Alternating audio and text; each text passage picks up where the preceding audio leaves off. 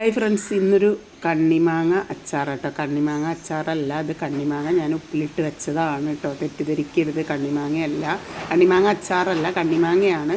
കാശ്മീർ മുളക് കുറച്ചെടുത്ത് വെച്ചു. അത് നമുക്കൊന്ന് ചൂടാക്കി എടുക്കണം കേട്ടോ. ചട്ടിയിലിട്ടൊന്ന് ചെറുതായിട്ട് ചൂടാക്കി എടുക്കണം. സാധാ മുളകും ഉണ്ട് അതിൻ്റെ കൂടെ. അപ്പം നമുക്ക് ചെറുതായിട്ടൊന്ന് ചൂടാക്കി എടുക്കാം. അപ്പോൾ എല്ലാവരും ഇതുപോലെ ഒന്ന് ഉണ്ടാക്കി നോക്കുക. ഇത് വെറൈറ്റി രീതിയിലുള്ള ഒരു അച്ചാർ, ഞാൻ തന്നെ കണ്ടുപിടിച്ച അച്ചാർ കേട്ടോ. പക്ഷേ നല്ല ടേസ്റ്റുണ്ട്.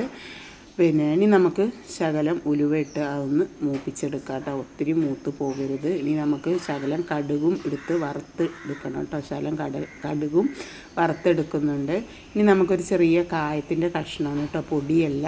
അതൊന്ന് ചൂടാക്കിയെടുത്ത് അതിനകത്തേക്ക് ശകലം കരിവേപ്പില ഇട്ട് ചൂടാക്കി എടുക്കുന്നുണ്ട് കേട്ടോ. അപ്പോൾ എല്ലാവരും ഇതുപോലെ ഒന്ന് ഉണ്ടാക്കി നോക്കാം. നല്ല ടേസ്റ്റ് ഉണ്ട് കേട്ടോ, അപാര രുചിയാണ്. ഇനി നമുക്ക് ഈ മുളകൊക്കെ ഒന്ന് മിക്സിൻ്റെ ജാറിലിട്ട് പൊടിച്ചെടുക്കാം. തരിതരിയായിട്ട് പൊടിക്കണം. അതുകൊണ്ട് തരിതരിയായിട്ട് പൊടിച്ച് ഉലുവയും കടുകും കരിവേപ്പിലയും കായും അതിനകത്തേക്ക് ഇട്ട് പൊടിച്ചെടുത്തിട്ടുണ്ട് കേട്ടോ. ഇനി ഞാനൊരു ചീനച്ചട്ടി അടുപ്പ് വെച്ചു. എണ്ണ ഒഴിച്ച്, നല്ലെണ്ണയാണ് ഒഴിച്ചത്. കടുക് ഇട്ടു. ഇതുകൊണ്ട് മാങ്ങ അതുപോലെ നടുക്ക് കീറി കൊടുത്തിട്ടുണ്ട്. ഇനി നമുക്ക് അതിനകത്തേക്ക് കരിവേപ്പില ഇട്ട് കൊടുക്കാം കേട്ടോ.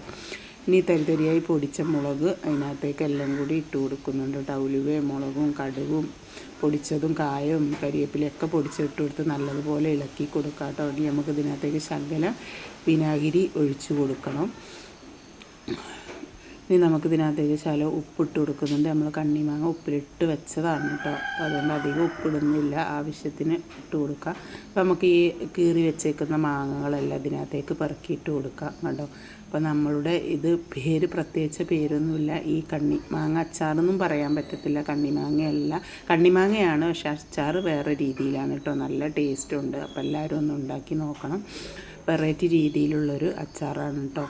അപ്പോൾ എല്ലാവരും ഒന്ന് ഉണ്ടാക്കി പോകുക. അപാര രുചിയാണ്.